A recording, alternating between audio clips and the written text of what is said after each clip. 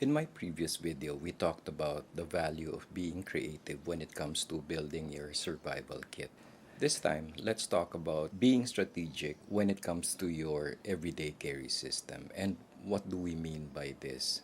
Now, I've been carrying bladed instruments since the mid or late 1980s. And in fact, this has been my first everyday carry bladed instrument, and it's a utility knife, which I've had since then, and this is the same thing that I've been carrying all through those years.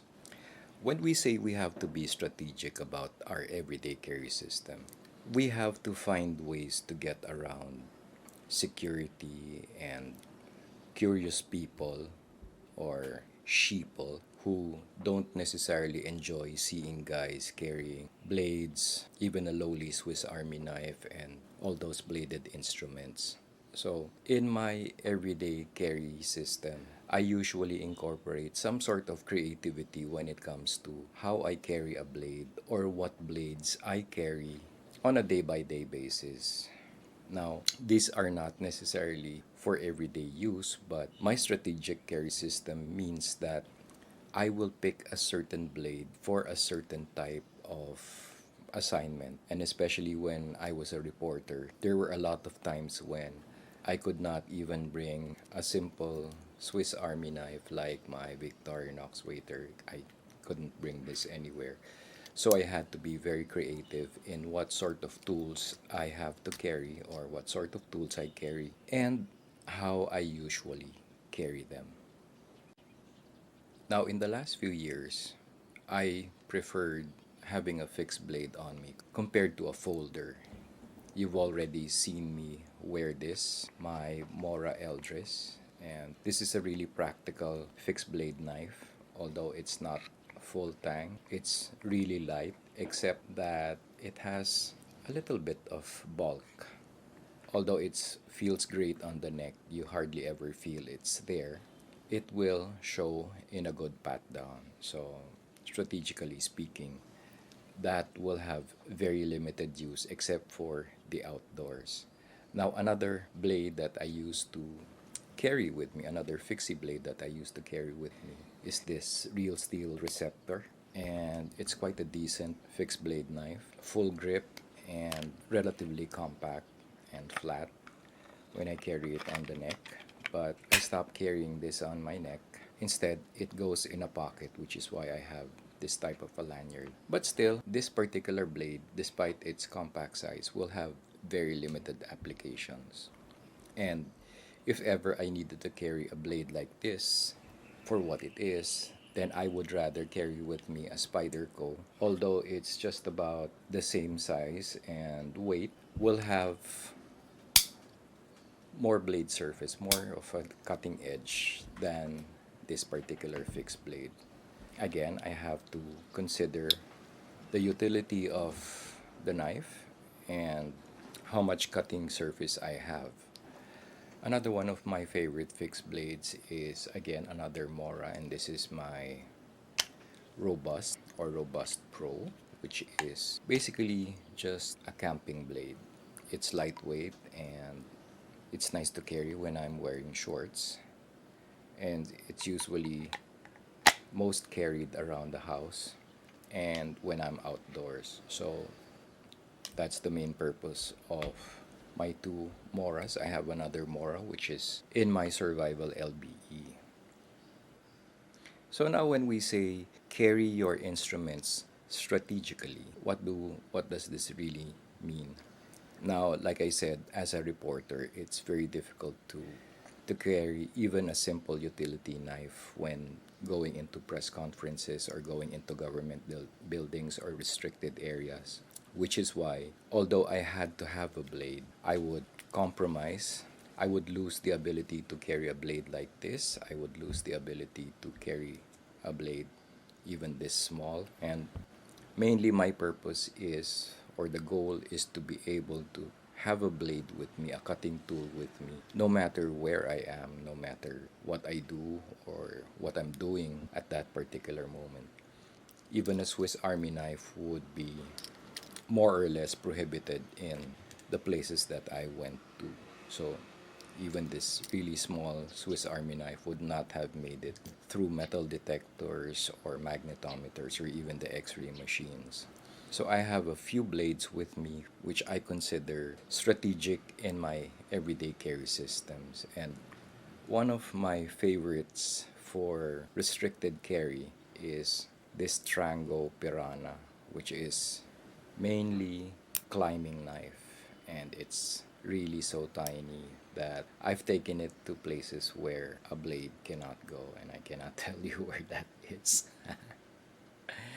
But this blade has gone to places where blades cannot go, and at the same time, in those places, I was able to use this, and it was a lifesaver, almost literally, when I was assigned in places where knives are generally prohibited. I had that particular Trango Piranha. And another one of my new favorites is one that was given to me by Glock Daddy 40. Thank you, bro, for this Boker Lil Friend Micro. And as you can see, I'm wearing it as a neck knife. And again, this little thing has been to places where a blade cannot go, and at the same time I used it for several things like cutting up food and fruit, believe it or not, in those places where this particular blade went. So there's no denying that even a blade of this size can be very useful when you really need it. And one modification that I did to it was one to replace the chain, and another is to attach a paracord lanyard just so I can have at least four fingers on the blade, and I have a much more positive purchase on the blade itself. So as you can see, so far a blade has to be not only tactical but strategic, in the sense that you can take it to places where blades are generally prohibited. And one of my other, surprisingly, favorite blades to carry in non permissive environments is this particular real steel fixie.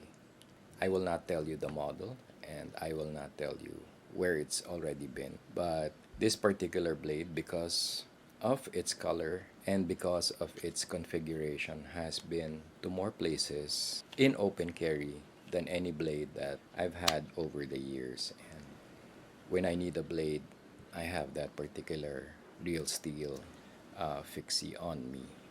Again, just like my survival kit video, you have to be really creative in not only your selection of what to carry, but also how to carry, and basically which environments you will be able to carry anything. Of course, the blades that I showed you will never make it into an airport, especially if you're traveling to the US or the European Union. I'm sorry, it's never gonna make it through. But for general up and about, if you're just up and about Metro Manila, generally speaking, you can bring these blades, or you can have a blade with you without having to be really obvious about it, or without people batting an eyelash at you or giving you that mean stare that, oh, this guy's got a knife. So if ever you're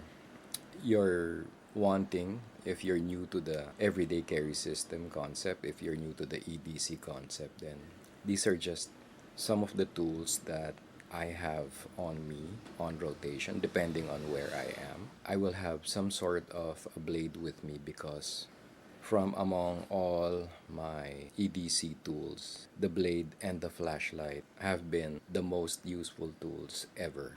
And you cannot talk about survival kits, you cannot talk about EDC without talking about some sort of a blade or some sort of a pocket knife.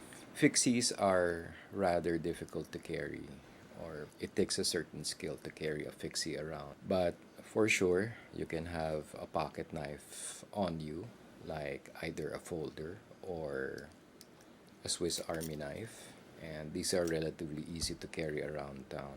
The point is be strategic, not only tactical, because I never really considered my blades for self defense. I have other ways of dealing with that particular problem. But just the same, all my blades are tools. All these are bladed instruments and tools that I need on an everyday basis to do things, not necessarily as a tactical tool. These are just some of the toys that I have on me periodically, every once in a while, when I need to have a blade on me. And that's been the long and the short of it. I hope you liked this particular presentation. This has been Absabando for Manila Sentinel. Raw, be sharp, have a blade on you. 5100, maintain runway heading, climb 3,000 feet, runway 13, clear for immediate takeoff.